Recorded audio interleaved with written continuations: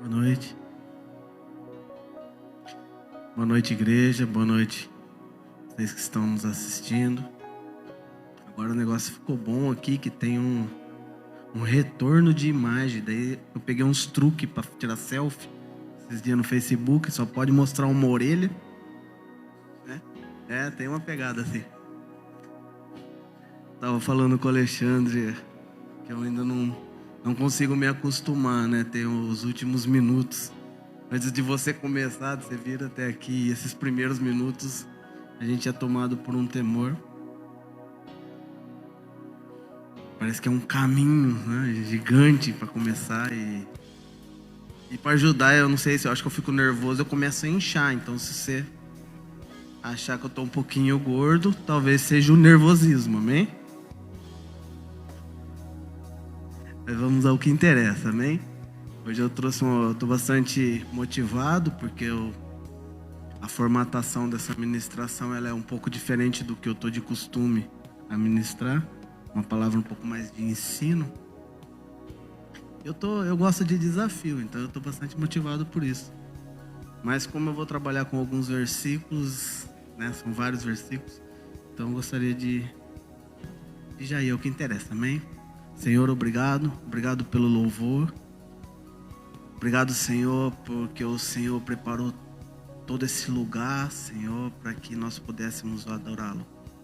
Obrigado, Senhor, pela paternidade que o Senhor exerce sobre nós e por todo o ensino que o Senhor tem trazido ao nosso coração.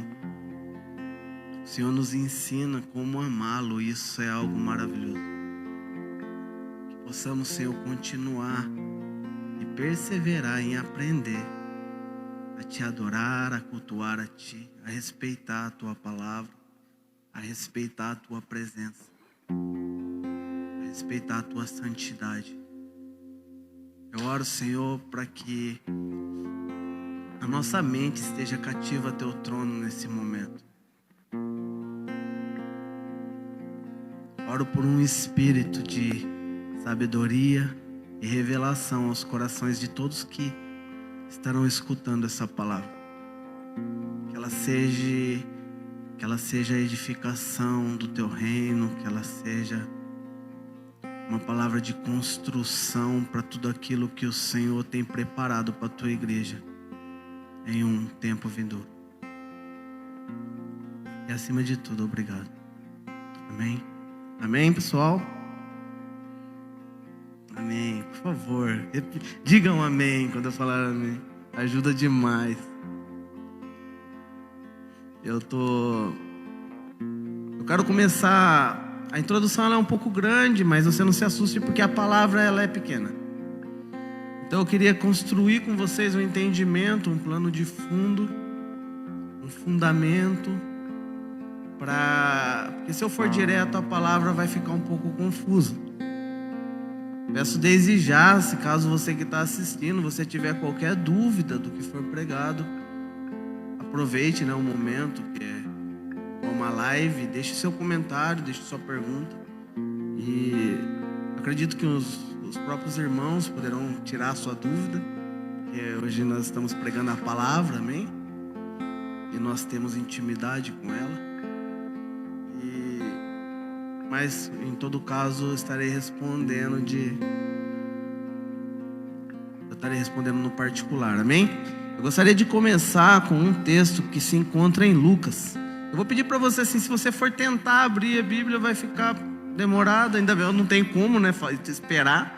Se fosse, acho que um culto normal não daria para pregar essa ministração, por conta de esperar o pessoal abrir a Bíblia. Então só anote, se tiver uma caneta, um papel, anote os versículos, é interessante, amém?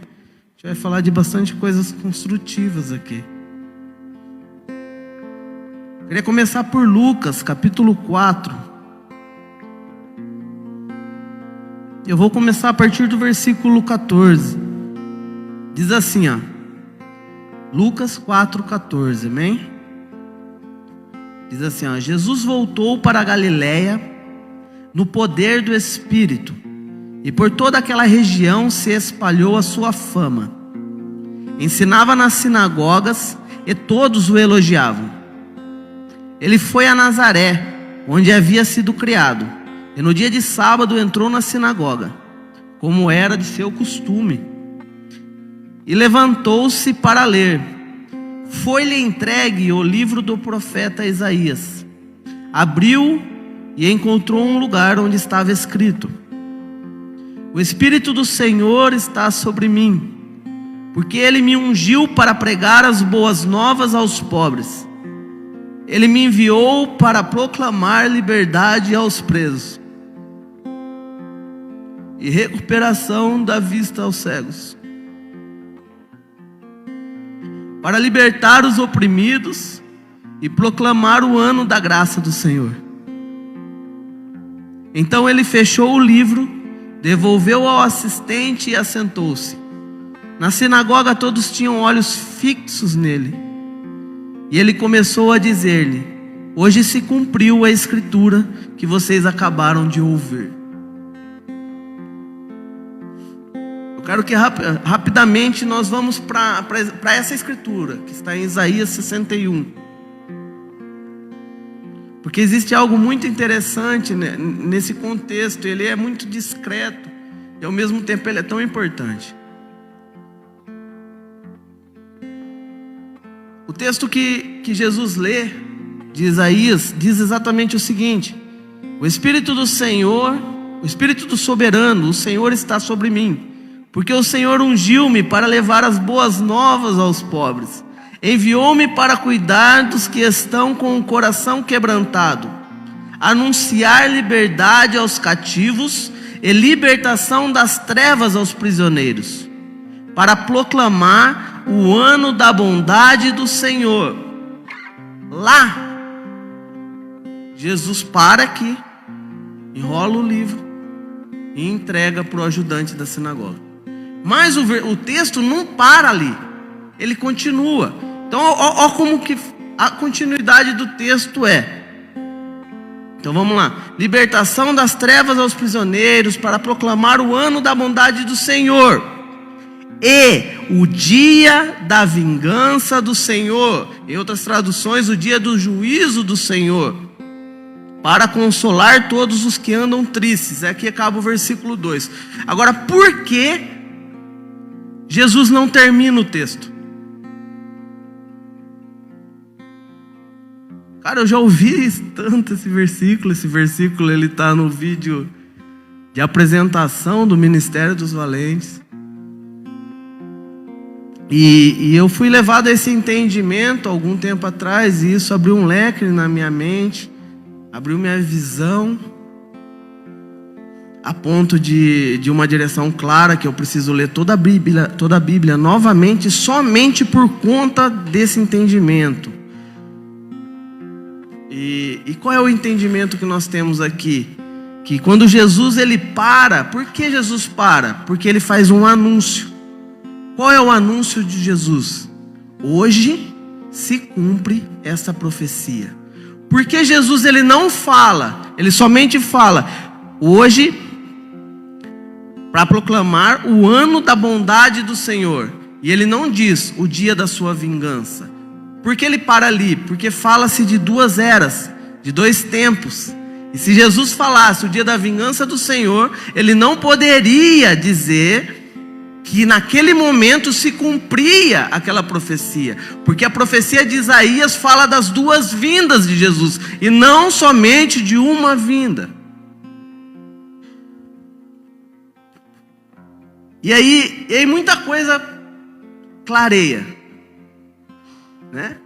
O fato de por que os doutores da lei, aqueles que se debruçavam na palavra, pessoas que tinham o Pentateuco decorado, o livro dos profetas decorado, o porquê esses homens e essas mulheres não entenderam e não aceitaram a primeira vinda do Messias. Por quê? Porque as profecias, elas falavam dos dois tempos, de duas vindas, mas não com clareza.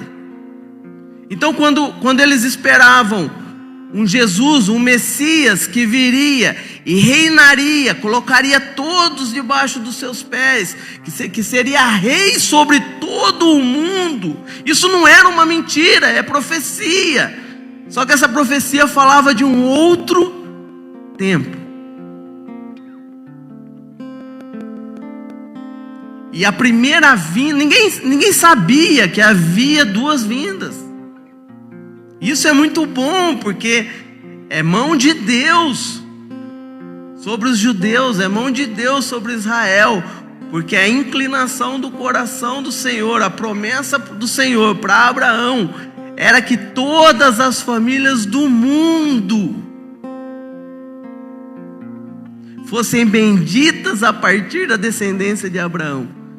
Então, se os judeus aceitassem, entendessem, ou se Jesus já viesse já com a sua segunda vinda, nós não teríamos a oportunidade de ter sido salvo e resgatado na cruz de Cristo. E abre-se um tempo, abre-se uma lacuna para acontecimentos. E há uma conquista. A primeira vinda, ela traz uma conquista de redenção. Por isso que é o dia da bondade do Senhor, porque Deus se dispõe de sua glória.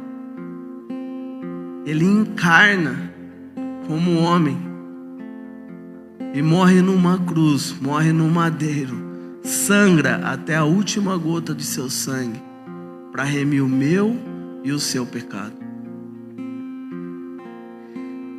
A primeira vinda, ela constrói uma conquista e ela gera uma igreja.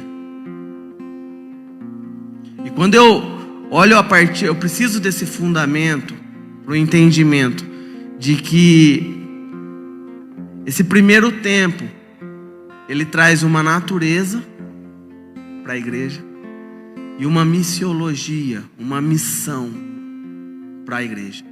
O segundo e o entendimento da sua segunda vinda gera em mim esperança e me dá propósito eterno. Mas existe um tempo, uma lacuna entre sua primeira vinda e sua segunda vinda. E nesse tempo algo foi gerado, a igreja. Para quê? Simplesmente para que a gente espere ele voltar. Se assim o fosse, ele já teria resolvido tudo na sua primeira vinda. Então eu preciso, como igreja, entender qual é a minha natureza e qual é a minha missão. Porque eu sei que eu tenho uma esperança e um dia eu estarei com ele. Partindo desse entendimento, nós vamos para outro texto, que eu quero falar qual é a natureza que foi gerada em nós. Quero ler com vocês Gálatas. É um texto que a gente vai voltar a trabalhar com ele, mas eu quero ler por enquanto Gálatas 4, do versículo 4 ao versículo 5. Ele diz assim, ó: Mas quando chegou a plenitude do tempo, Deus enviou seu filho, nascido de mulher, nascido debaixo da lei, a fim de redimir os que estavam debaixo da lei, para que recebêssemos adoções de filhos. Recentemente eu fiz um discipulado e eu deixei um desafio. Eu gosto de desafiar meus discípulos, né? Eu acho que isso é parte do discipulado. E eu desafiei eles, dei um tempo para eles e falei: nesse tempo eu quero que vocês meditem, não falem de sopetão, mas busquem em Deus uma direção e diga para mim, quando Deus olha para você, o que Ele vê. E a minha discípula, ela respondeu primeiro e ela disse: quando Deus olha para mim, Ele vê uma filha. E foi até um pouco emocionante quando eu li essa mensagem dela, porque quando eu fiz esse desafio, eu não esperava que a ideia não era trabalhar o entendimento de filiação, mas mexeu comigo, porque não sei se eu responderia isso. E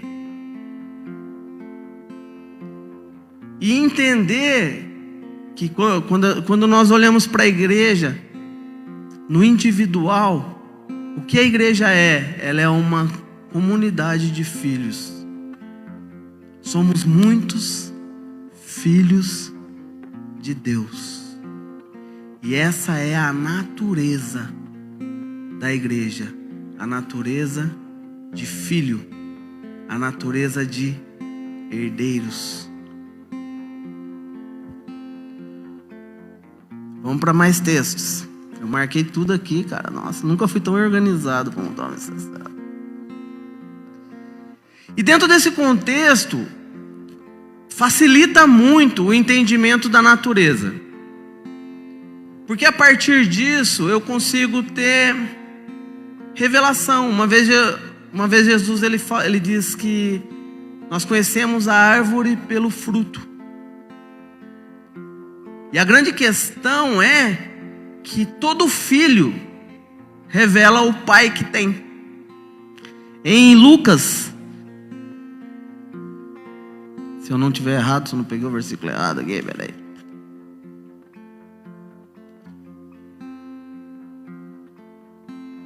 Eu peguei o versículo errado.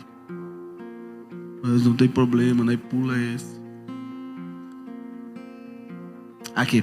Lucas, não, é João. João 15,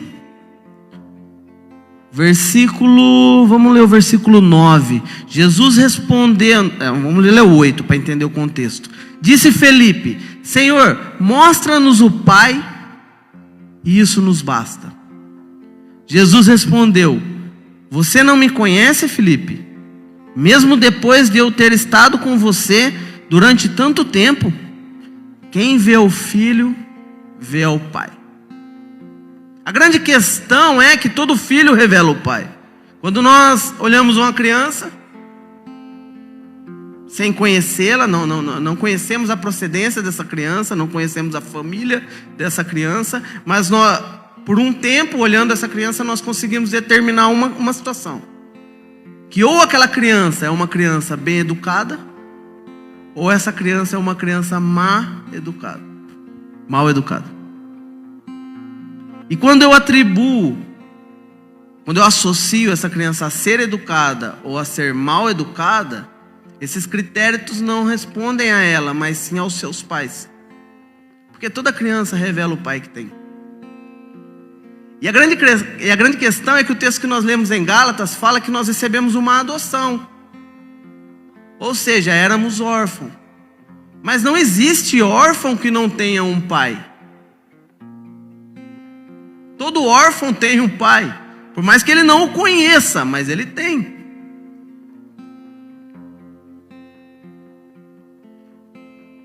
Em Efésios, capítulo 2, versículo 1 e 2 diz assim, Vocês estavam mortos em suas transgressões e pecados, nos quais costumavam viver, quando seguiam a presente ordem deste mundo, e o príncipe do poder do ar, o espírito que agora atuando nos que vivem, nos filhos da desobediência. No original esse filhos ainda é ruios, que é filhos maduros. Então antes dessa adoção, nós éramos filhos da desobediência. E aí eu só tenho 2 tipos de filiação, não tem outra. Porque eu fui adotado, porque eu era órfão. Eu era órfão de um pai, a desobediência. Que desobediência é essa? A queda. Eu era de uma descendência adâmica. Meu pai é representado por Adão, até a adoção que eu conquisto em Cristo Jesus. Então, abre meu entendimento para não me dar mais temor, por exemplo, da temível, né? Tem se falado muito disso ultimamente. Tem muita gente pregando sobre isso, sobre graça, a hipergraça. Obrigado, bancada. Fala-se muito sobre a hipergraça, né? A Bíblia trata como libertinagem. Então, tipo assim, nós temos um medo terrível da libertinagem. Então, tipo assim, e eu não posso, eu tenho que ter muito zelo de como eu falo da graça, senão essa pessoa pode pegar a graça, fazer dela uma libertinagem para que ela peque. E aí o que a gente criou? Foi criado algo para cuidar disso. Daí a gente fez uma mistura e misturamos lei e um pouquinho da graça parcial. A minha esposa, ela é confeiteira. E a gente trabalha na época da Páscoa, a gente só trabalha com chocolate nobre. Mas nós sabemos que tem pessoas, e ainda tem indicações, de pessoas que pegam um chocolate fracionado e misturam um pouquinho do nobre para ficar equilibrado e conseguir mais lucro em cima disso. E a gente comete um grande erro, porque a gente acaba que não falando da graça em sua totalidade. E aí a gente pega um pouquinho da lei e joga junto, para a gente conseguir ter controle e manusear, para que a gente não corra risco das pessoas entrarem na libertinagem. Deixa eu dizer algo para você. O filho revela o pai que tem. Ou eu sou filho do Deus Altíssimo, ou eu sou filho da desobediência. Eu não preciso me temorizar com tudo isso. Eu preciso simplesmente ter discernimento e relacionamento para entender aqueles que ainda estão em nosso meio, que são órfãos, porque ainda são filhos da desobediência.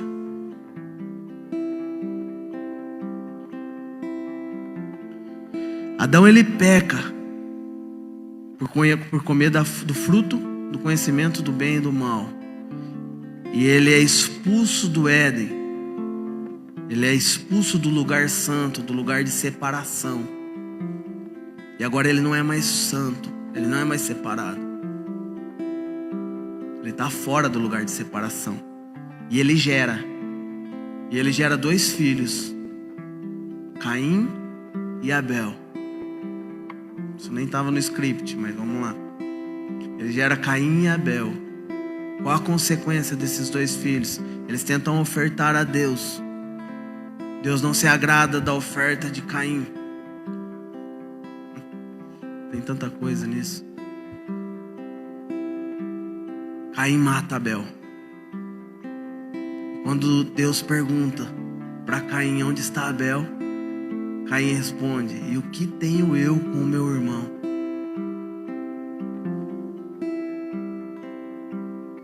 Sabe, se não há no nosso coração uma preocupação com os nossos irmãos, é porque a filiação que opera sobre o meu coração, ela ainda é da desobediência. Se ainda há no meu coração competição para agradar a Deus, é porque eu sou filho da desobediência. Se eu mato meu irmão porque ele agradou a Deus mais do que a mim, eu sou filho da desobediência. E agora eu te pergunto, todos esses que tiveram conhecimento, que tiveram contato, por mais que seja parcial, de Deus, e hoje estão perdidos, alguém os empurrou para fora e os matou espiritualmente. E quando questionados, disseram: o que tenho eu com esse meu irmão?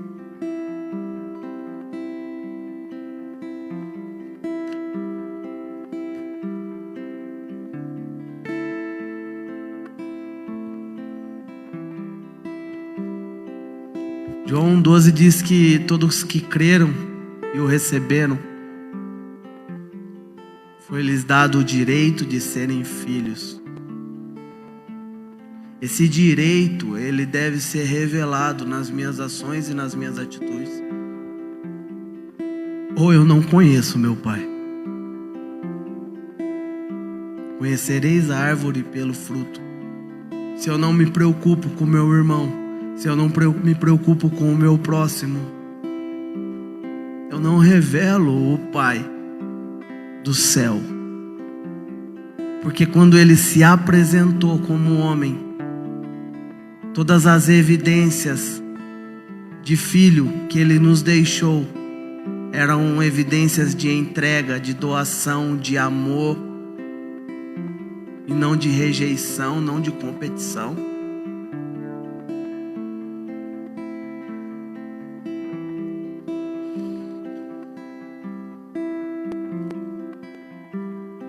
Em João 3, capítulo 3, versículo 6, diz assim: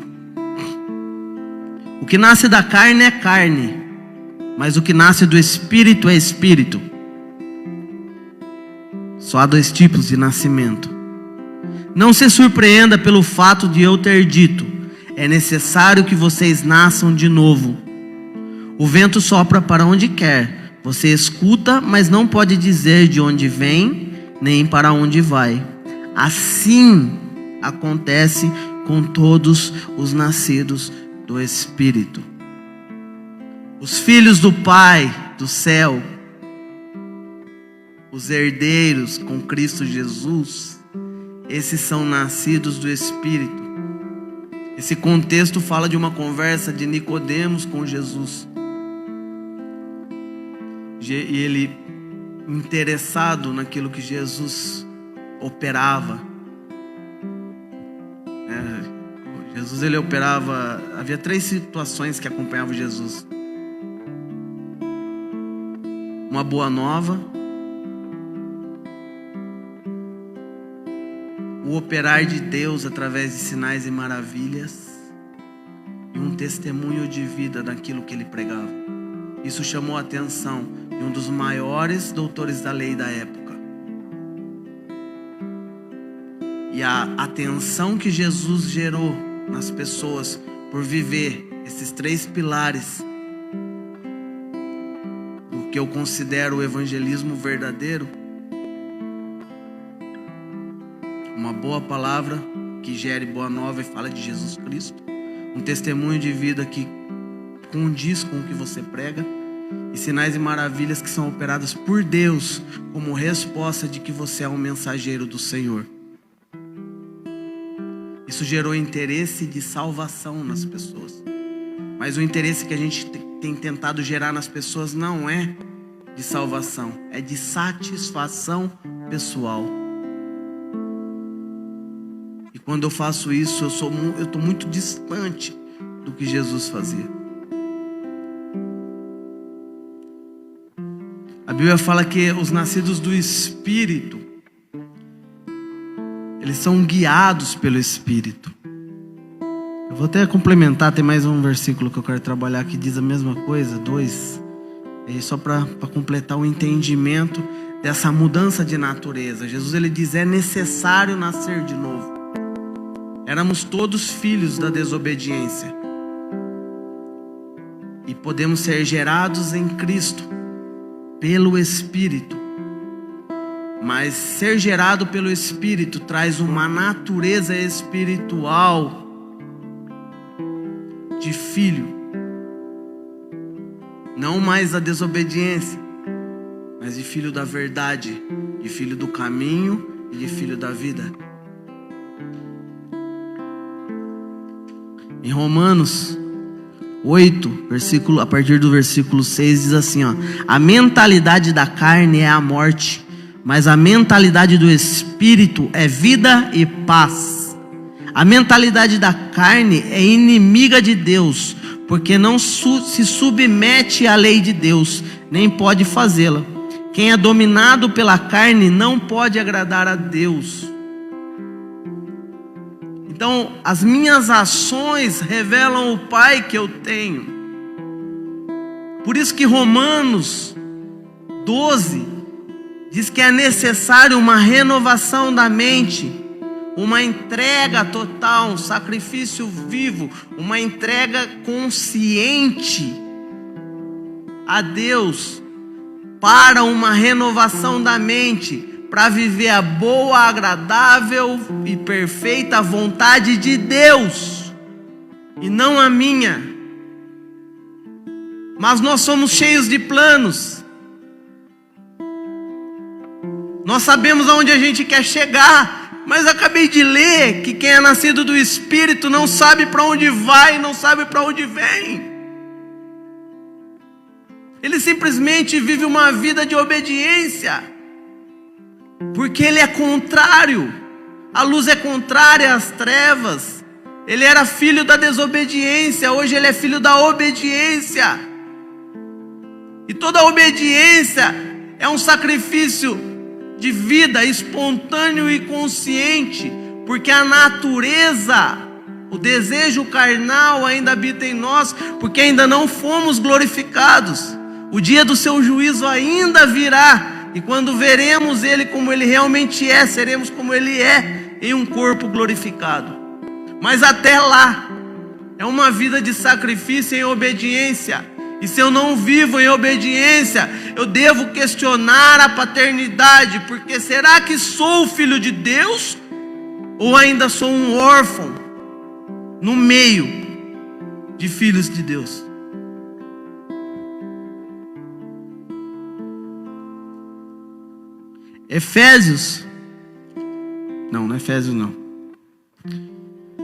Gálatas, capítulo 5, versículo 16, diz assim, por isso digo, vivam pelo Espírito, e de modo nenhum satisfarão os desejos da carne. Mas eu não consigo me libertar disso. Mas você não vive pelo Espírito. E viver pelo Espírito, não estou dizendo de você ser o cara penteca, que ora muito. Não, é conhecimento da palavra. Muito conhecimento da palavra, porque o conhecimento da palavra abre nosso discernimento do que é bom e ruim, nos dá discernimento de espírito, e aí eu aprendo a partir disso, eu fico mais, o meu discernimento traz luz à direção de Deus, e no relacionamento que é vivo entre mim e Deus, eu começo a viver em obediência, e a entender os planos dele para a minha vida.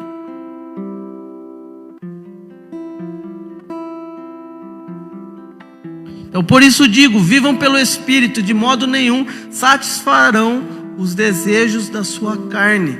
Por isso que a Bíblia diz em João 8,32, conhecereis a verdade e a verdade vos libertará. O problema é que nós ainda tentamos entender a Bíblia a partir da nossa cultura, a partir desse tempo.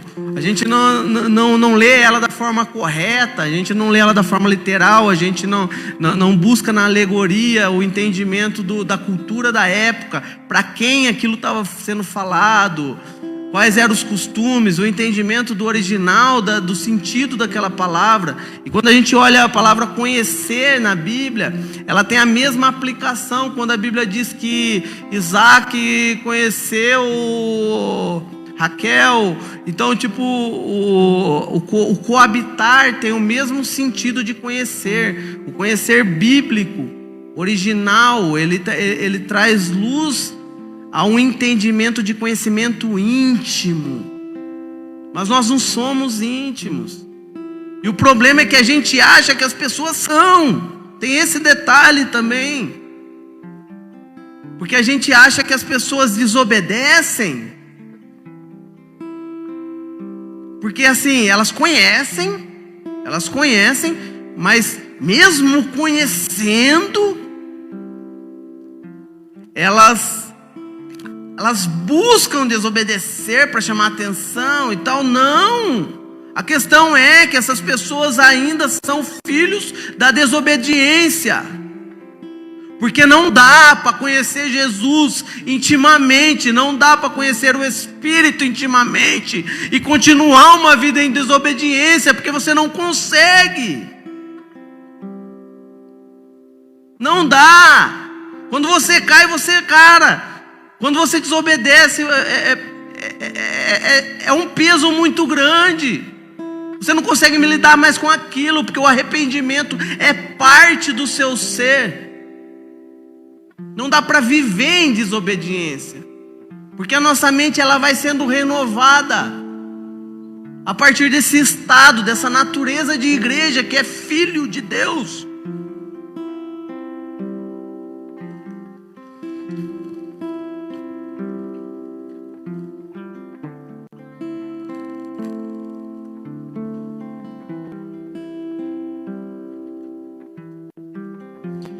Bom, eu construí a introdução. É mais ou menos o que eu quero trazer de entendimento, de pano de fundo para aquilo que eu quero ministrar, porque eu quero mesmo de fato entrar na missiologia. Qual é a missão da igreja? Porque isso muito me importa. Eu não sou igreja à toa, eu sou igreja porque eu quero viver igreja, eu quero ser igreja. E se eu sou filho, eu quero ser filho, eu quero representar o filho. E para isso eu preciso entender qual é a minha missão. E eu acho que assim, nada melhor do que a gente trabalhar esse texto, que é chamado de a grande comissão. Mateus 28, 19 e 20. Chamado de a grande comissão, porque o que significa comissão? Isso é fantástico, porque é uma missão em conjunto. Jesus ele opera conosco. Em Atos, diz que os discípulos eles iam crescendo, e muitas pessoas iam sendo agregadas, porque eles estavam vivendo tudo aquilo que Jesus ensinou, e diz que Deus cooperava com sinais e maravilhas. Por quê? Porque Ele opera junto, cooperação. Por isso que nós somos co-herdeiros em Cristo, ou seja, somos herdeiros em conjunto com Ele, junto com Ele, em parceria. Não dá, um filho não se move sozinho. A operação daquilo que é espiritual se move com ele, porque ele se move pelo Espírito. Não tem como. Não tem como ser alguém carnal, porque a mente do carnal leva à morte, nós lemos aqui. Aquele que tem a mentalidade da carne, ele vai à morte, mas aquele que tem a mentalidade do Espírito, esse gera vida e paz. E cara, pensa num povo que gosta de ter problema, é crente. Como que tá, irmão? Nossa, eu tô numa luta, deserto, é não sei o que. Tá difícil, mas não tem um crente que você pergunta, e aí, como que tá? Mano, eu tô voando, ó. Nossa, Deus falou, eu não sei o que tem, não sei o que lá, eu tô me movendo, e não sei. É muito difícil. Só que a Bíblia fala que a mentalidade espiritual, ela gera vida e paz. Então eu quero dizer para você, independente, eu não gosto muito de ficar retratando a situação que a gente está vivendo, mas tipo, cara, independente do que a gente está vivendo, eu sei que muita gente está sofrendo, eu sei que tem morte envolvida, mas para aqueles que estão em Cristo, a morte a perspectiva da morte é outra. Então, assim, para não ferir ninguém, quero dizer algo para você. Se você tem uma mente espiritual, seu coração tem que estar em paz.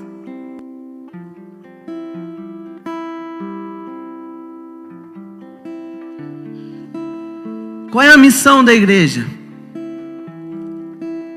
Vamos ler a partir do 18, vai. Mateus 28, 18, diz assim, ó. Então Jesus aproximou deles e disse: Foi-me dada toda a autoridade no céu e na terra. Portanto, vão e façam discípulos de todas as nações, batizando-os em nome do Pai, do Filho e do Espírito Santo, ensinando-os a obedecer tudo que eu lhes ordenei. e eu estarei sempre com vocês até os confins, até o fim dos tempos. Algumas traduções até a consumação dos séculos. Vamos entender um pouco esse versículo. Então, de uma certa maneira, qual é a missão? Fazer discípulo. Mas existe uma maneira correta de fazer discípulo. Ele é muito específico em como é fazer discípulo. Primeiro, foi-me dado toda a autoridade nos céus e na terra, portanto. Então, o ir de fazer discípulos, ele vem de baixo de uma autoridade que foi dada a Jesus. Por isso, a comissão.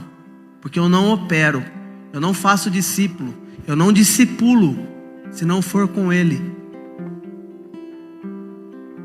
Entender a autoridade. Entender que quando eu me movo a cuidar de alguém, quando Deus coloca alguém na minha frente, alguém na minha vida, eu tenho que me mover na autoridade. Existe uma ideia muito base, chega a ser até mística, do poder do nome de Cristo, da autoridade do nome de Cristo. Então as pessoas acham que simplesmente quando ele diz, em meu nome curarão enfermos, em meu nome expulsarão demônios. Então as pessoas acham que é tipo assim, é como se fosse um abracadabra cristão. Então eu digo, em nome de Jesus, e acontece. Não, eu preciso ter entendimento de autoridade. Eu preciso estar debaixo, para que a autoridade tenha efeito sobre a minha vida. Mas eu sou um filho da desobediência, e eu quero em nome de Jesus curar um enfermo. Eu desobedeço o dia todo, e a hora que vem o problema, eu acho que é simplesmente eu falar em nome de Jesus, o problema vai.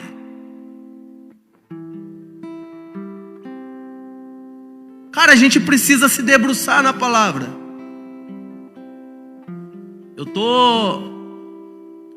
Eu comecei esse ano, ainda antes da pandemia, né? Não tinha esse negócio de ficar em quarentena ainda.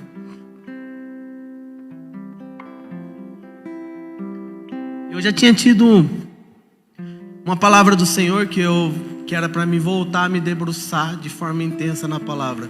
Fiz isso no começo da minha vida, depois eu dei uma equilibrada, né? Para não ficar meio doido. Tudo tem que ter equilíbrio, né? Mas Deus me direcionou a voltar a ser mais intenso novamente. Eu vou falar uma coisa pra você, eu tô amando.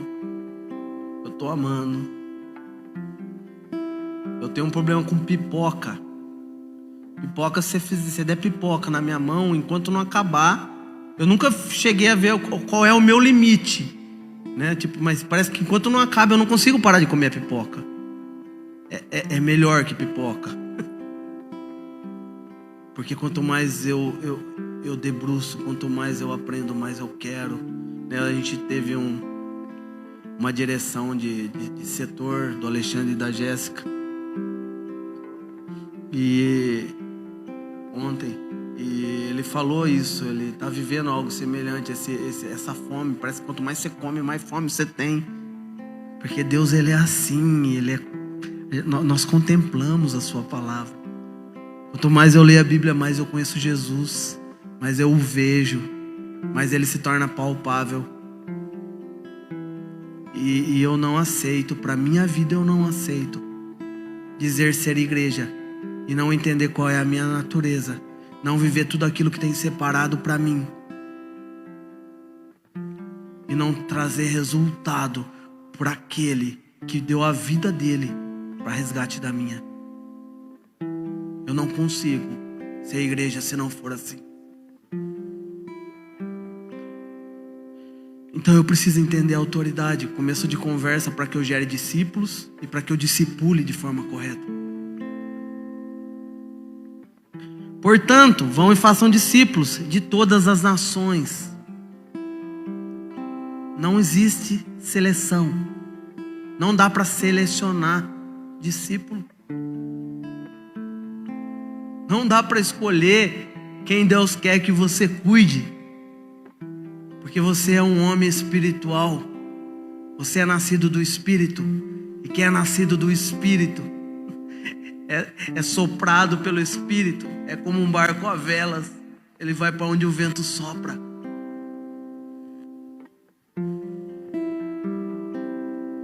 Mas a gente gosta de escolher. A gente gosta de selecionar. Nós somos bons julgadores. E voltando para o entendimento inicial que eu trouxe, o dia da vingança do Senhor, o dia do juízo do Senhor é do Senhor, não é da igreja. Por isso que a Bíblia fala que não podemos se vingar. Não porque a vingança é errada, porque se fosse errada ele não se vingaria. Mas porque eu e você não somos justos para julgar ninguém. Nós somos justificados. A operação nossa como igreja é de justiça, não de juízo. Então eu não posso selecionar. Assim como ele não fez acepção de pessoas, eu não posso fazer.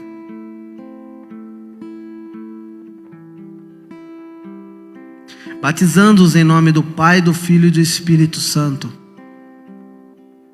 Imergindo, levando eles ao profundo conhecimento do Pai, do Filho e do Espírito.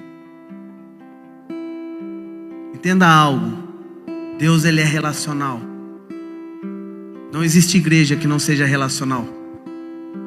Uma igreja individual, ela não é igreja, ela é filha da desobediência.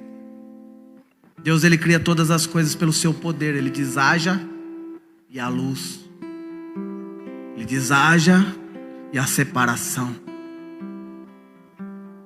Ele diz: haja e há animais. Ele diz: haja e há árvores de todas as espécies. Mas no sexto dia ele diz: façamos o homem à nossa imagem e semelhança. Nós fomos gerados por um relacionamento e não criados por um poder. Mas nós queremos gerar pelo poder e não pela relação. E isso não existe. Por isso que a gente só pode gerar vida em um relacionamento entre homem e mulher. Porque só relacionamento gera vida, não poder. O poder fez Josué parar o sol, mas não gerar vida. A vida é gerada no relacionamento. Mas eu quero ser igreja e não quero me relacionar.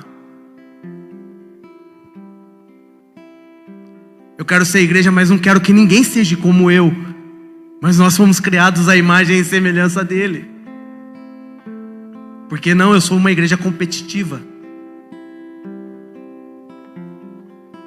Eu sou a igreja certa, aquela igreja é errada. Mas eu não me relaciono. Mas eu julgo, mas não me relaciono. Porque se tiver algo errado, eu posso gerar vida. Sabe como? Me relacionando. Mas se eu acho que eu vejo algo errado, sabe o que eu faço? Eu me distancio. Mas a distância, o isolamento, o individualismo não é característica da imagem e semelhança de Deus. Porque tudo que ele cria a partir do relacionamento. Tudo que ele gera, ele cria no poder, mas tudo que ele gera a partir do relacionamento. Gerar discípulo tem que ter relacionamento.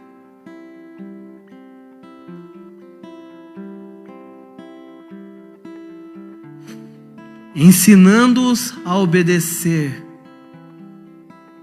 Antes nós éramos filhos do quê? Da desobediência. Sabe o que esse versículo está falando? Sabe qual é a melhor maneira de gerar obediência? É gerar paternidade. Só que nós não podemos, não. Discípulo é discípulo, discipulador é discipulador. Ele tem a vida pessoal dele, eu tenho a minha vida pessoal. Não. Então eu não estou vivendo a missão. Porque a missão é uma paternidade. Paulo, ele chama os discípulos dele de meus filhinhos. Meus filhinhos. As mulheres que já geraram, sabe que existe um tempo chamado dor de parto. Só que qualquer complicação que eu tenho no discipulado, eu já logo descarto. Sabe por quê? Porque eu ainda não sou curado no entendimento de paternidade. Porque o pai que é pai não abandona o filho.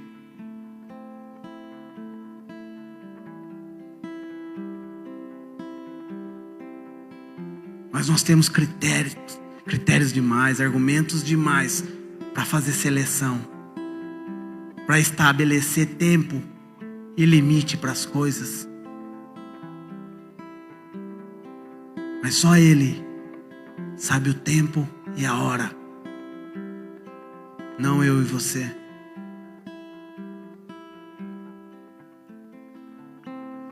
Ensinando-os a obedecer tudo que eu vos ordenei. O que Ele nos ordenou?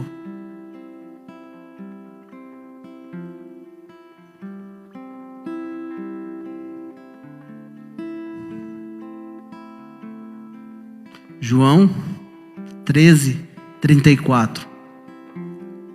Um novo mandamento lhes dou: amem uns aos outros como eu os amei. Vocês devem amar uns aos outros. Com isso todos saberão que vocês são meus discípulos, se vocês amarem uns aos outros. Como foi que Jesus te amou?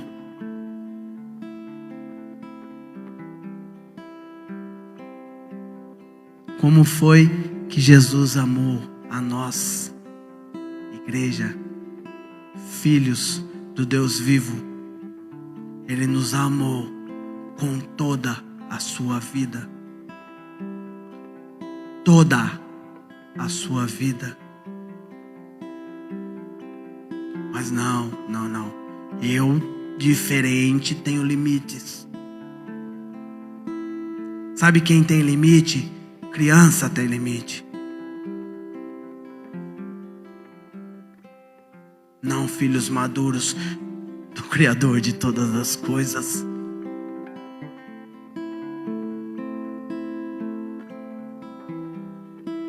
Até perdi onde eu estava aqui. Acho que é no 10.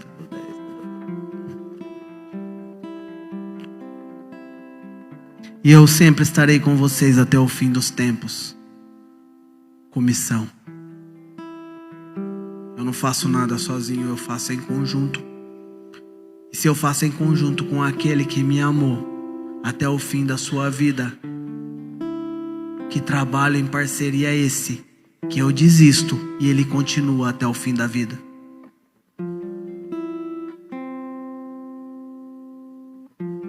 Que operação é essa?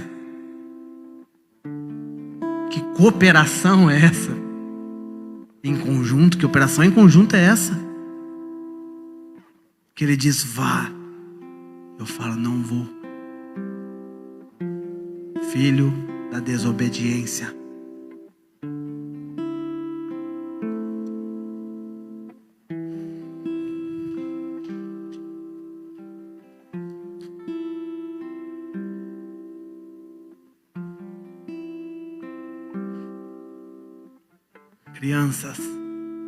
Crianças têm limite. Filhos maduros não. Filhos maduros têm discernimento. E nós precisamos se posicionar como filhos, como herdeiros, como aqueles que têm acesso, como aqueles que são sacerdotes. Eu vou usar o texto que meu discipulador usou para edificar as nossas vidas ontem. Hebreus 5, versículo 12, diz assim: embora a esta altura já devessem ser mestres, vocês precisam de alguém que lhes ensine novamente os princípios elementares da palavra de Deus. Estão precisando de leite e não de alimento sólido. Quem se alimenta de leite ainda é criança e não tem experiência no ensino da justiça. Mas o alimento sólido é para os adultos, os quais, pelo exercício constante, tornaram-se aptos a discernir tanto o bem quanto o mal. Usando um pouquinho do que eu aprendi ontem. A melhor explicação, que eu já até comentado com o Alexandre, que eu já ouvi sobre discernimento, é pegar o cinza e fazer separação entre o que é branco e o que é preto. O mundo está cinza. As igrejas estão cinzas. E quem não tem discernimento não sabe separar o que é preto e o que é branco. E o que dá discernimento? Comida sólida, entendimento, comida para adulto e não leitinho para criança.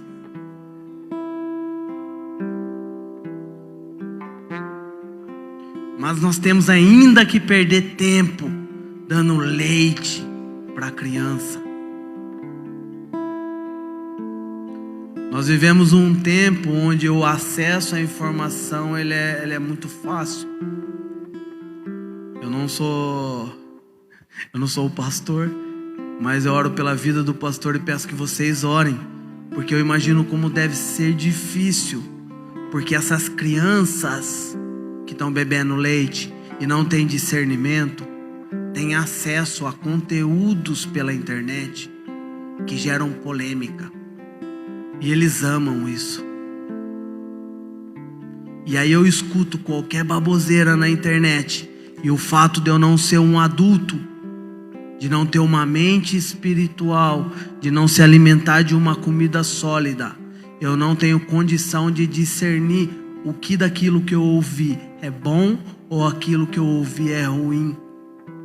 E aí eu viro o quê? Um rebelde, um filho da desobediência. E muitas vezes sou líder de muitos filhos.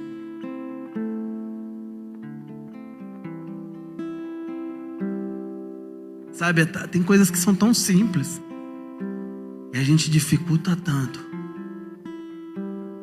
É alimento. Esse leite é interessante que eu não sei se você entende, pelo fato da gente ler a Bíblia no contexto dos dias de hoje. Ele não está falando não de abrir um leite de caixinha. Não existia leite de caixinha. Na verdade, na época do Alexandre, já não existia leite de caixinha, né, Alexandre? Era de saquinho só. Era só de saquinho. Era o leiteiro que chegava de carroça ainda. Não, pior que eu sou mais velho que ele ainda. Mas o que eu quero trazer, entendimento, aqui está falando de um leite materno. Está falando de um leite materno.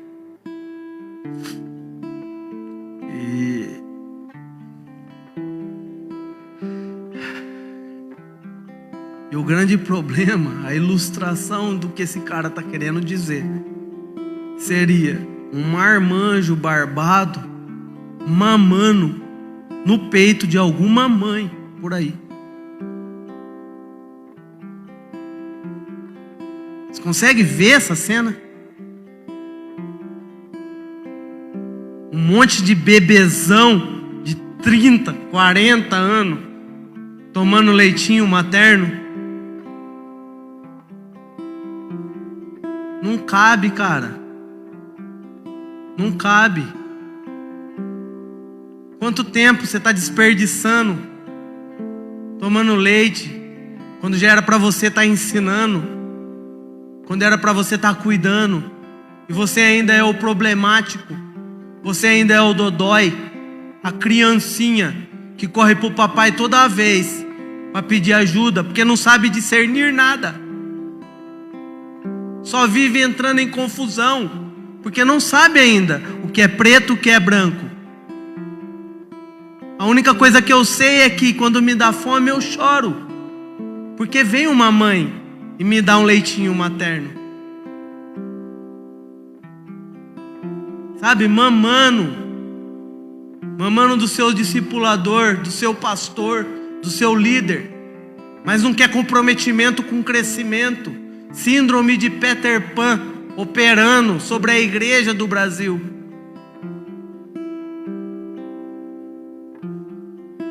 Sabe, existem muitas coisas que traz entendimento disso. Pessoas que ainda precisam de... Ela não consegue orar por ela mesma. Sabe, quando Jesus foi questionado, Pai, nos ensina a orar. O que ele diz? Como ele começa? Comecem assim: Pai nosso que estás no céu. Sabe por que não consegue orar? Porque ainda não tem identidade de filho e não consegue ter acesso ao Pai.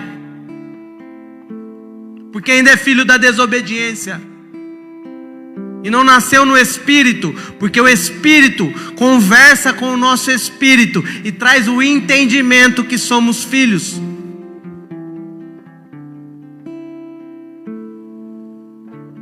Até quando você vai mamar? Quando já era para você estar ensinando e cuidando de alguém. Mas existe um outro ponto de vista, uma outra problemática. Na verdade, duas disfunções. Uma que ainda tem gente órfã, uma que tem muita gente que é uns bebezão espiritual, que ainda estão para chegar ao ponto de ter um entendimento de quem são, né? Ter a maturidade de entendimento de quem é o Pai e começar a se alimentar do Pai. Mas tem a questão das mães. Quem são essas mães que ainda amamentam esses filhos marmanjos, barbados? Volta comigo, não sei se você está abrindo a Bíblia ou não, em Gálatas.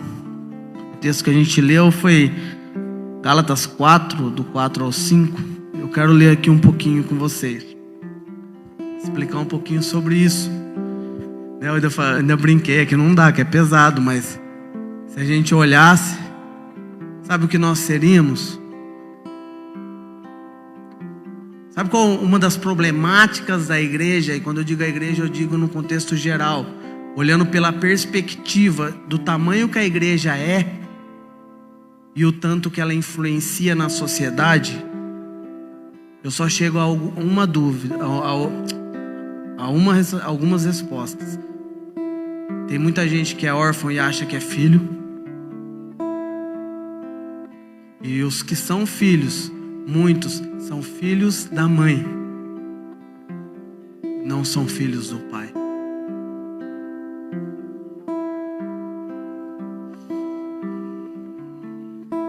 Gálatas 4, a partir do 1, depois a gente vai voltar um pouquinho o texto para entender o contexto. Digo, porém, enquanto o herdeiro é menor de idade, a nada difere de um escravo, embora seja dono de tudo. No entanto, ele é sujeito a guardiões e administradores, até o tempo determinado por seu pai. Assim também nós éramos menores, estávamos escravizados aos princípios elementares do mundo. Mas quando chegou a plenitude do tempo, e aí é o texto que eu já li, Deus enviou o seu Filho. Então, quando a plenitude do tempo, para essa mudança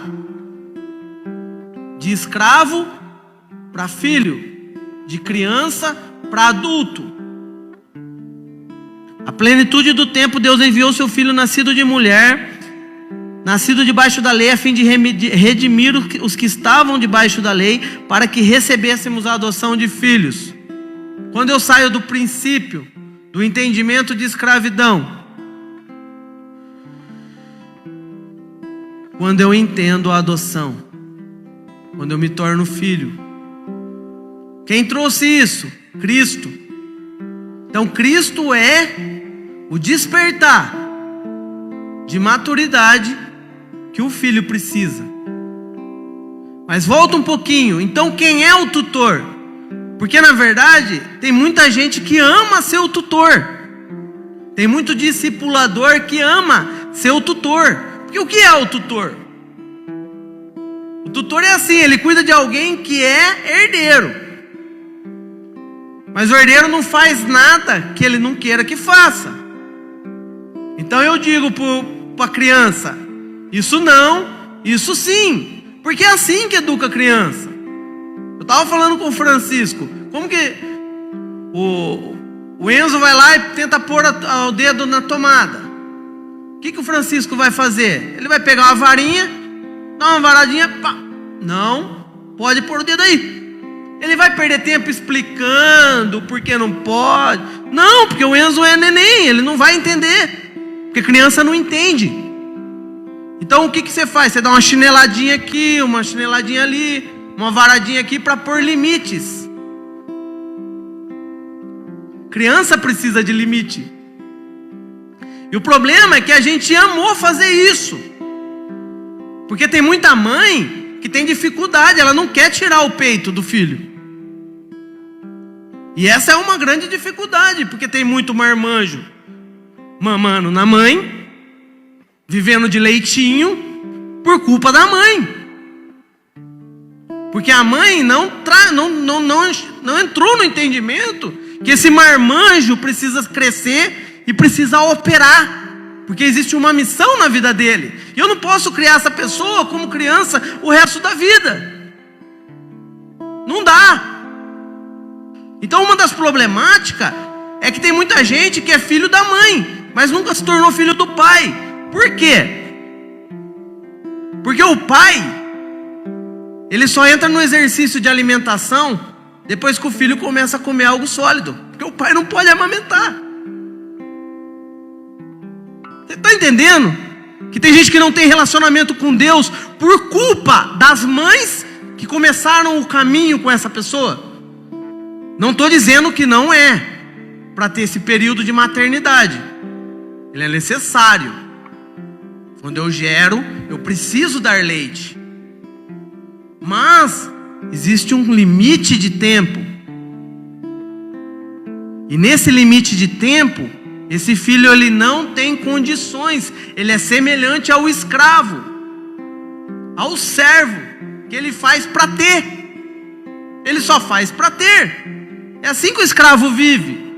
E o duro é que a gente olha para a igreja e a gente vê mas muitos que eram para ser filhos maduros no exercício da função missiológica, que só cultuam para ter. Ele vem na igreja buscar algo para si, porque criança é assim. Ninguém precisa ensinar a criança a dizer a frase, é meu. Ninguém. Você quer que seu filho comece a falar logo? Começa a dar presente para ele por criança perto dele. Rapidinho ele vai aprender a dizer, é meu. E ninguém precisa ensinar isso. Porque criança é egoísta. Criança ela pensa nela. É do instinto, é da natureza. Por quê? Porque ela ainda não é adulta. E aí a gente vê por que a gente não opera sobre a sociedade, cara. Por que a gente não opera sobre a cidade de Rio Claro? Porque o exercício sacerdotal da igreja não opera sobre a cidade, porque nós somos individualistas. E se nós somos individualistas, nós somos criança. Porque a gente vive de leite. E nós não conhecemos o alimento sólido. Nós não comemos daquilo que é sólido. Daquilo que gera discernimento.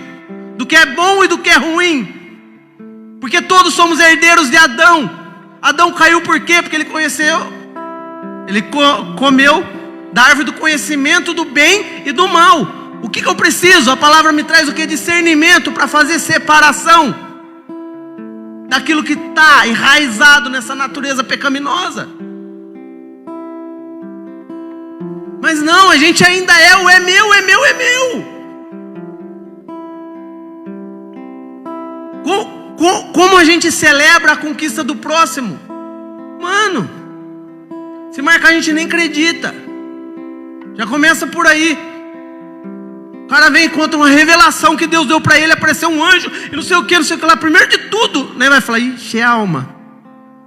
A gente começa assim, é alma, certeza que é alma. A gente não celebra, cara. Porque a gente quer pra gente, que se fosse pra gente, Aí, pode até falar que é alma, que eu não ligo. Eu sei que eu vivi. Mas a gente não acredita no próximo.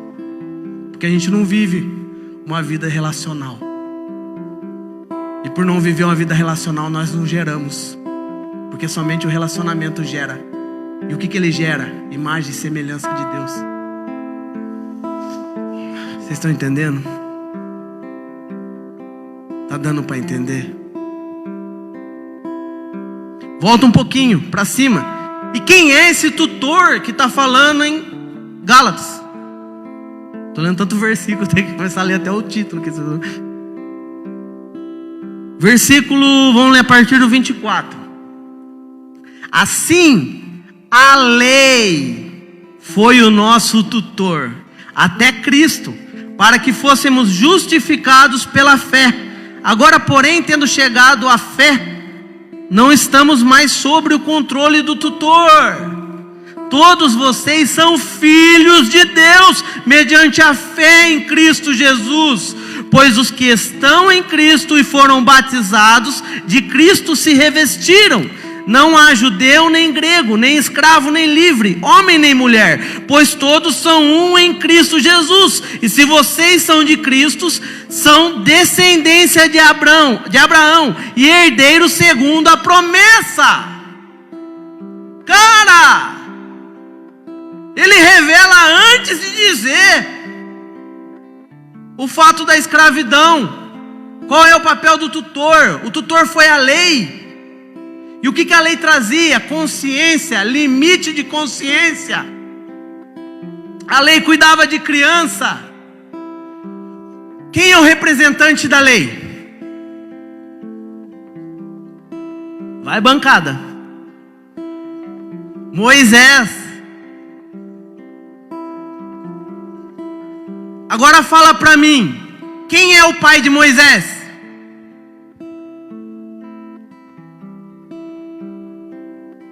Moisés tinha uma mãe, que colocou ele num cestinho, o rio correu. Uma outra mulher pegou ele, levou para casa de Faraó, contratou a mãe que pôs o cestinho no rio para cuidar dele. Um menino que cresceu no meio de mulheres sem uma identidade de paternidade. Por isso que Moisés representa a lei, porque a lei, ela gera um tempo de maternidade na vida daqueles que nasceram para ser filhos de Deus. Uou!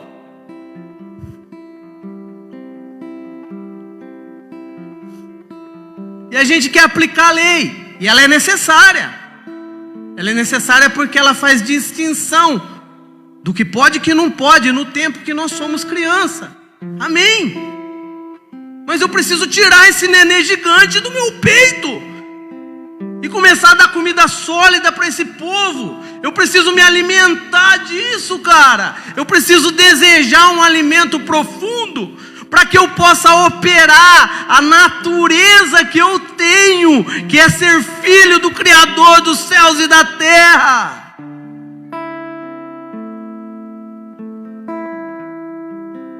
Só vai ter efeito se a gente se mover dentro desse entendimento. Chega de ser criança, cara. A gente precisa entrar numa nova atmosfera. Nós começamos os cultos. Que coisa o Xande me ajuda, que ele é melhor para decorar números. Primeiro culto, quantas visualizações ao vivo? 70? 70 mais ou menos. Caímos para metade. Por quê? Por quê? Primeiro, existem pessoas no nosso meio que ainda não foram adotadas.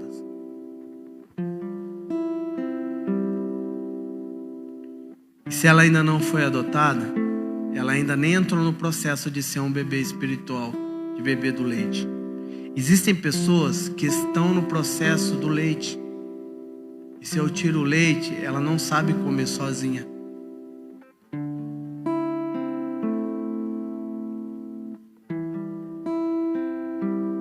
E aí o que a gente parou? relacionamento. Por quê? Porque a gente está doutrinado, o nosso coração está doutrinado a fazer separação, a fazer acepção.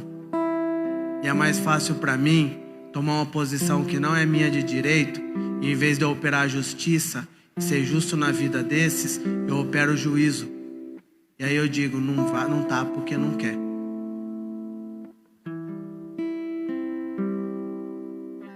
Eu aceito de uma forma muito fácil os que estão se perdendo. Por quê? Porque eu ainda não entendi. Eu ainda não entendi o princípio da grande comissão. Porque um dos princípios é imergir, aprofundar o meu discípulo no relacional entre Pai, Filho e Espírito. Mas se eu não vivo o relacionamento, talvez eu ainda não tenha mergulhado no batismo verdadeiro do Pai, do Filho e do Espírito. É para pensar. Precisamos pensar. Deus deu um tempo para a igreja pensar.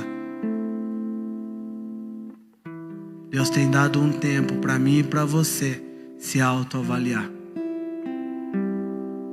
Vamos precisar de um grande exército para ir atrás dessa galera. Mas não dá para ir para a guerra com um monte de bebezão. Precisamos crescer. Nós precisamos crescer em maturidade, em conhecimento da palavra, em relacionamento com a unidade do corpo. Porque nós somos igreja quando estamos juntos. Nós só o representamos quando dois ou três estiverem reunidos em meu nome, eu estarei presente. Porque na grande comissão, Jesus fala que estaria até a consumação dos séculos. Porque a grande comissão fala de um discipulado. Então, no mínimo, tem 2 pessoas.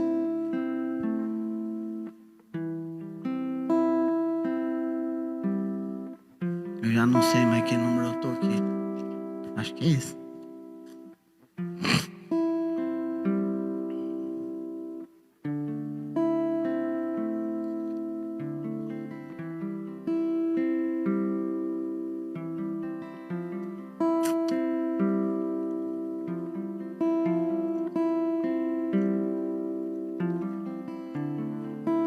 Hebreus 2, versículo 11 diz assim: ora, tanto o que santifica quanto os que são santificados vêm de um só. Por isso Jesus não se envergonha de chamá-los irmãos. Ele diz: proclamei o teu nome a meus irmãos na assembleia, te louvarei, e também nele porei a minha confiança. Novamente ele diz, note isso: aqui estou, eu com os filhos que Deus me deu. Peraí, mas é Jesus falando. Jesus chamando a gente de filho, porque o filho revela o Pai. Sabe, a gente tenta construir a paternidade de Deus na vida das pessoas através de discurso. A gente só consegue construir paternidade de Deus com os filhos sendo pai na vida dessas pessoas. Por isso que Jesus fala: os filhos que você me deu. Se tem órfão no nosso meio, é porque nós não estamos exercendo a paternidade sobre a vida dessas pessoas. Sabe, não adianta planejar um grande discurso.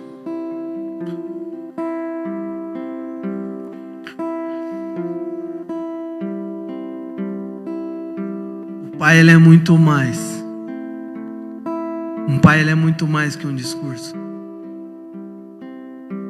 a Bia e a Gabi não vão seguir os passos do Alexandre somente se ele discursar. Ele não vai ser pai na vida delas somente com o discurso. Porque só o discurso não revela. Eu não vou abrir mais o texto, mas o famoso texto de Jesus no caminho de Emaús traz um entendimento fantástico para as nossas vidas. A Bíblia diz que Jesus, em um corpo já ressurreto, glorificado, ele encontra com 2 discípulos. Eles eram discípulos no caminho de Emaús. E ele se ajunta com esses discípulos. E esses discípulos estavam tristes porque Jesus havia morrido. E a Bíblia diz que Jesus começa um discurso pelo caminho. E começa a revelar na vida deles o porquê era necessário que Jesus tivesse morrido. E ele começa a falar desde Moisés. Jesus, a própria palavra, o verbo, era Jesus pregando, era Jesus discursando. E não era um Jesus qualquer, ele já estava glorificado. Um Jesus que é a própria palavra, Rabino. Ele estava ensinando sobre ele mesmo, porque ele é a Bíblia, ele é a palavra. Em um corpo glorificado, no auge. E durante todo o caminho, ele prega no coração de 2 discípulos. E eles não reconhecem que ele é Jesus. Por quê? Porque só o discurso não revela Jesus. Não adianta querer ser pai com discurso. Precisa ser pai com vida. Ensina a eles o que eu vos ordenei. O que ele nos ordenou. Amai ao teu próximo como eu vos amei. Qual foi o amor de Jesus? O amor do sacrifício. E aí aqueles caras chegam, Jesus é convidado para passar a noite com aqueles discípulos. Os discípulos que ainda não entenderam que é Jesus. A Bíblia diz que simplesmente queimava algo dentro deles. Porque a palavra tem esse poder. O discurso tem esse poder. Mas o poder não gera. Relacionamento gera. E aí ele entra dentro da casa. E eles vão fazer a ceia. E Jesus, ele parte o pão. E quando Jesus parte o pão, aqueles discípulos o reconhecem. E quando eles reconhecem, Jesus some. Só o discurso não vale. Ele não é pleno. Ele representou, ele foi revelado a partir de uma característica de vida. Qual característica Jesus revela? O partir do pão. Jesus, ele parte o pão e ele diz: façam isso em memória de mim. Jesus eterniza a ceia. E ele diz: esse é meu corpo que é partido por vós. Mas quando nós falamos de ceia, quando a gente falta do dia da ceia, sabe o que a gente diz? A gente diz: nossa, eu nem comi a ceia hoje. Porque o nosso entendimento está no nosso ventre. Porque nenê come tudo o que está na mão dele. Você tem que tomar cuidado com criança, porque o que ela acha, ela come. E a gente só pensa na nossa barriga, no nosso ventre, porque nós ainda somos crianças. Mas a pedagogia da ceia não é o comer o pão, é o partir o pão. É a comunhão, é o relacionamento, é o quanto eu me dou. Por isso que a Bíblia diz que eu não sou o corpo de Cristo, nós somos o corpo de Cristo, mas o quanto nós estamos operando como esse corpo, o quanto eu tenho doado de mim mesmo nesse tempo tão difícil. Como estão a vida dos meus discípulos? Como estão aqueles que eu abandonei pelo caminho?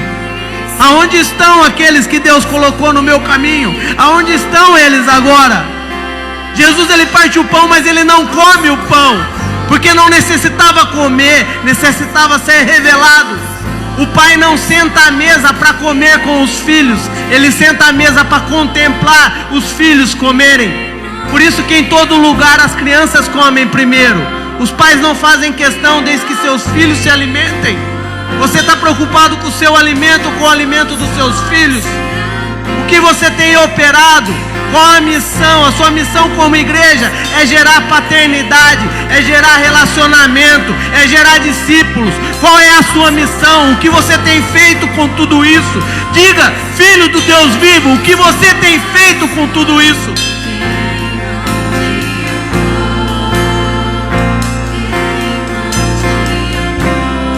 Quero orar por vocês. Estenda suas mãos onde você está. Feche seus olhos. Senhor, em nome de Jesus, eu repreendo, Senhor, todo o envolvimento do diabo no nosso coração, todo o trabalho do diabo para individualizar a tua igreja, Senhor, eu repreendo agora em nome de Jesus. Eu peço, Senhor, derrama de um espírito de sabedoria e discernimento sobre a tua igreja, Pai amado, e traga a revelação de quem nós somos, Pai. Tira-nos, Senhor, dessa posição de escravidão, Pai, e nos coloca na posição de herdeiros, Senhor. Sabemos, Senhor, que estamos contigo, Senhor, sentado nas regiões celestiais. Sabemos que de antemão o Senhor nos predestinou para sermos conforme a imagem do seu Filho, Senhor, para que Ele fosse o primogênito, Senhor, de muitos irmãos, Pai. Como cordeiros de Cristo, sabemos que temos a mesma herança, Senhor, e podemos operar obras maiores que a dele, porque Ele mesmo diz nesse texto, Senhor, que todo aquele que sai da posição de escravo e se torna filho por adoção, esses o farão obras maiores que a minha. Gálatas 4. Então, em nome de Jesus, Senhor, nos coloca nessa posição, Pai.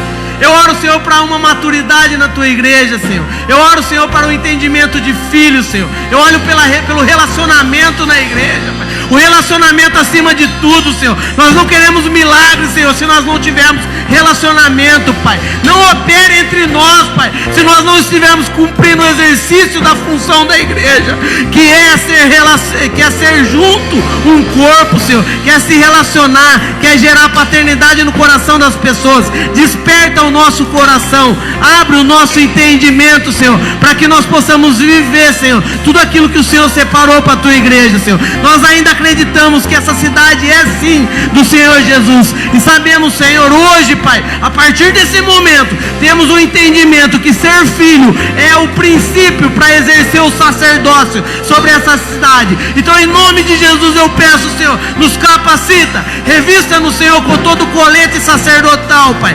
Traz de volta, Senhor, o princípio, Senhor, da tua vontade, Pai, e opera através da sua igreja, Pai amado, o teu querer, Pai amado, o teu desejo, o teu anseio, Senhor. Queremos viver pela sua vontade e não pela nossa. Desmáscara, Senhor, a nossa mente, Senhor.